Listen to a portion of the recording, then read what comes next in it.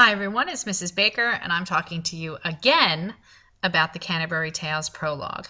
We left off with the monk. So just to recap, our monk is not really a monk who matches the stereotype that we would think of with a monk who stays in his cloisters, but one who prefers to travel around. And if you notice a pattern with what Chaucer is using with each of his people, they do not align with their given vocation or profession.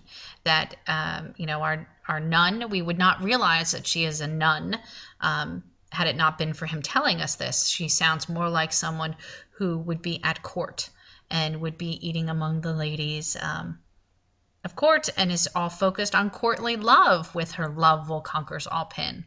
And our monk here is also someone too who doesn't seem to be focused on what we would stereotypically think of monks and religious aspects. So this guy is not one for studying books. He is one for being outside.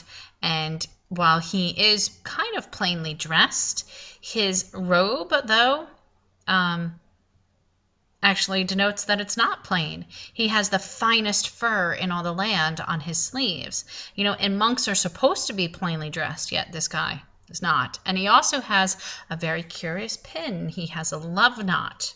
And love knots are a symbol. They represent everlasting love between two people. So again, monks are supposed to be celibate and solitary, and this guy is not. Next person we have is the friar. And the friar is another one representing the church. So we have the nun, we have the monk, now we have the friar representing this area of society. So our friar is someone who is very generous with his services as long as you pay. And if you pay, you will get easy absolution with no dread. Get whatever you need. So, interesting that the motivation here is for this. Now, also think back to what you remember maybe of Shakespeare's Romeo and Juliet and that friar. How well did our friar align with what Chaucer is describing here? So just something to think about. Now, our friar in Chaucer's tale can sing and play upon the rote, so he can play from memory. He's quite well known for that, and he's also a people person. He's frequented the taverns. He knows every good host. He knows each barmaid too, and leopards, that he is definitely someone who is a people's person.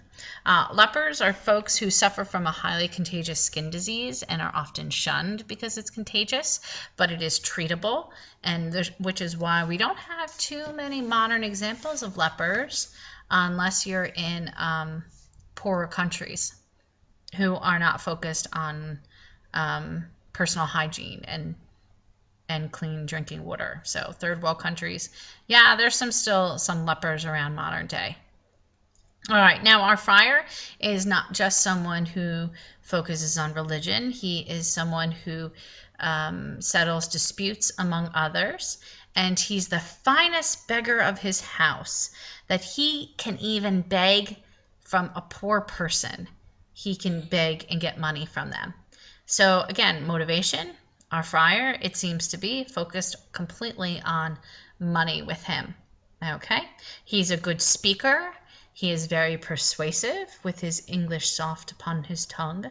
And in his harpering, even after he had sung, his two eyes twinkled in his head as bright as do the stars within the frosty night. So this guy is a good people person. He's very persuasive. And, you give him money and he will do what he wants. And his name, last line, is Hubert. Our next person we have is the merchant. Now notice how short this segment is. It's only 15 lines. We get a very colorful description of him. He's dressed in motley, which is colorful, very showy. He wears a Flemish beaver hat atop his head. So he's very fashionable and elegant, and he speaks outright pompously. So this guy loves to talk, and he loves to talk only about the things that he has done well and not mention anything he's done wrong. So stressing the times that he had won, not lost. So we get, he's described it in line 280. He's a worthy man, his wits well set, his governed all his trade affairs, a worthy man withal. But then the very last line makes us question this. And the very last line, our narrator says, I can't remember his name. This guy was so awesome, so great, but what was his name again?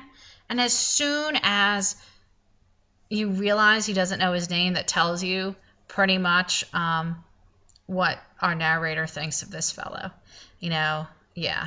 He's not high on his list of favorable people. So it makes us question how great of a guy this merchant really is, which he's not. Our next fellow is the clerk from Oxford. Oxford is a famous university now in England. He's very meager. He is not fat. He's threadbare with his overcoat. He is very plain, and this is total contrast to the merchant. And what does our merchant spend all of his money on? Well, books. He would rather be reading and studying than doing anything else. Okay. Now, our clerk, though, despite what you may think of teachers, because that's the modern equivalent of a clerk, that we tend to talk a lot. No, not me, never. But in this case, our clerk is very introverted. He's someone who would rather have his face in a book than he would be talking. So he speaks very succinctly. He only speaks in necessary, and he's very thoughtful in what he says too. He's got good sense and moral virtue. So pretty positive, just not a people person. Our next fellow in this group is Sergeant of Law, which is our modern day equivalent of the lawyer. He is discreet, compact of excellence, of great reverence, and his words were so wise. So this guy seems to be, despite what our modern reputation of lawyers may be, that some, but not all, are ambulance chasers, and that this guy actually knows what he's doing. So rather than if you've seen Breaking Bad, Better Call Saul, this Sergeant of Law does not seem to be in that profession, but rather maybe more in the line of, say, The Good Wife and those practicing lawyers, that he seems to know what he's doing, and he can quote every statute, every law verbatim. He can do that by memory. But he's super busy too. Now, which makes us wonder, if he's so busy and so successful, why is he on this pilgrimage? Why is he taking the time out to do this? It's rather interesting to think about that. Okay. So it tells you too, maybe a clue about his priorities. That's something to discuss. Our next person is a Franklin. He has a white beard, and it's as white as a daisy. He loves drinking wine. He is an Epicurean, and this is also an allusion. An Epicurean is someone who is focused on hospitality, focused on food and drink. It's kind of like a food critic. He always has the best meats, the best fish, the best bread and ale are always done at his house, and his cheeks are right and rosy, which makes you think, since this is a jolly good fellow who loves to eat and drink, that he resembles our Santa Claus for holiday season. Okay.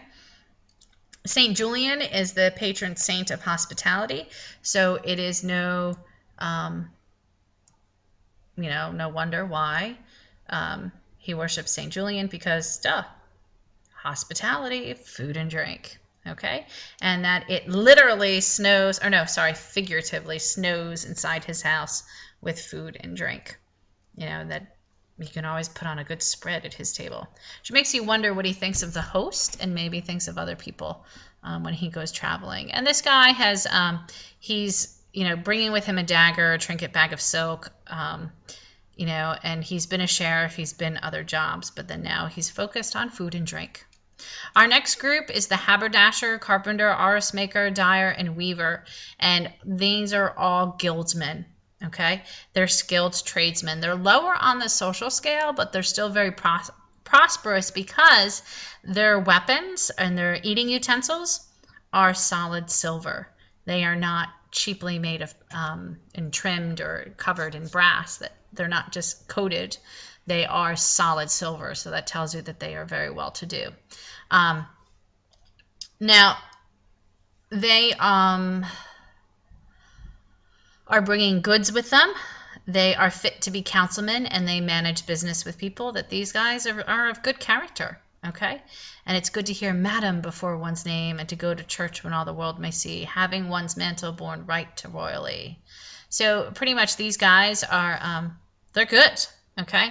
Now coming with them is a cook.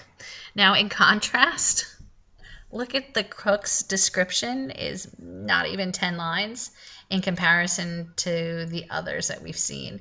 Now this is a bit gross, which makes me wonder, like, Chaucer doesn't want to spend, our narrator doesn't want to spend a long time on the cook because, ugh, gross.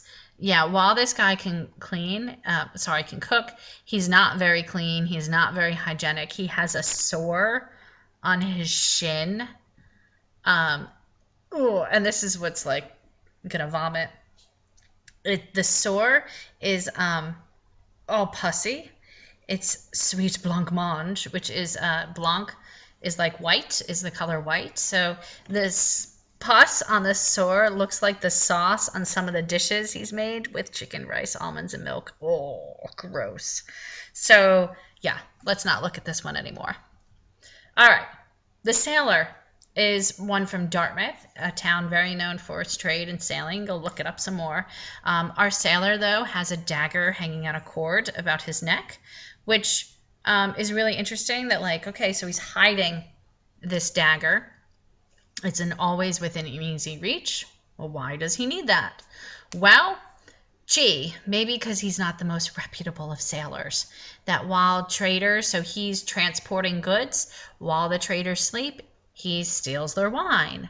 And then if he ever gets into a naval battle or fights with someone else, by water he sends them home to every land. This is a euphemism. It's a nice way of saying that he kills them. So this guy, in contrast to some of our others, is not a very reputable profession. And the name of the ship in the last line, 410, is Madeline.